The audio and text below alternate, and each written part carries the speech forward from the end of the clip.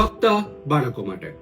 સાહેબ, અમારું બાળક જ્યારે પણ રમવા માટે જાય ને ત્યારે નાની નાની ફરિયાદો પહેલા આવતી, પરંતુ હવે આ ફરિયાદ વધીને મારામારીમાં જાય છે. એટલે કે હવે એ બેટ પણ કોઈને મારી દે છે ત્યાં સુધીનું પોતાનું આ વર્તન કંટ્રોલ નથી કરી શકતો. આના લીધે અમારે અત્યારે જ સોસાયટી બદલી નાખવી પડી. આના લીધે એ લોકોએ કીધું કે જો સોસાયટી તમે નહીં બદલશો ને તો પોલીસને અમારે બોલાવવા પડશે. સ્વેચ્છાએ સ્વીકારી લીધેલું આ વર્તન હવે આ અઘરું પડે છે, સમજી નથી શકાતું. અને વારંવાર કેટલા સંબંધોને છોડીશું, કેટલી જગ્યાઓને છોડીશું. સાહેબ, અમારે આ સમજવું છે અને આનું નિદાન પણ લાવવું છે. જ્યારે આવો એક ઓપીડીનો કેસ જ્યારે પેરેન્ટ્સ આવી ફરિયાદો કરતા ત્યારે પેરેન્ટ્સને મેં એક સહજ પ્રશ્ન પૂછ્યો કે તમે એ વખતે શું કર્યું. પેરેન્ટ્સે ખૂબ જ કોન્ફિડન્સથી એવું કીધું કે મેં પણ એને એક ઝાપટ મારીને સમજાવી દીધું કે હવે જો ખબરદાર આવું વર્તન કર્યું છે ને તો જોઈ લેજે, આનું પરિણામ સારું નહીં આવે.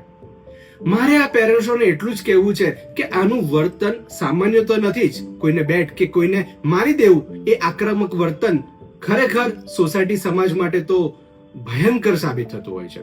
પરંતુ શું આપણે પેરેન્ટિંગમાં આવું જ આપતા હોઈએ છીએ કે ન મારવા વાળી સમજ મારીને તમે બાળકોને સમજાવો? શું એ બાળક શીખી શકશે?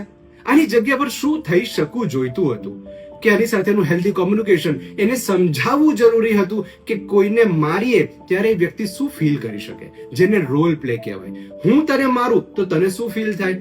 શું તારી આ લાગણી ફક્ત આક્રમક વર્તનથી જ શાંત થશે કે આનાથી પણ અલગ રસ્તાઓ હોઈ શકે? આવી કેટલી બાબતો જ્યારે તેની સાથે વાત કરીને ત્યારે આનું એક ચોક્કસ એક સારું પરિણામ અમે જોયું છે. આ બાબતો ખૂબ ગંભીર છે જેને પેરેન્ટ્સ તરીકે સમજવાની જરૂર છે, ફક્ત બાળકો માટે.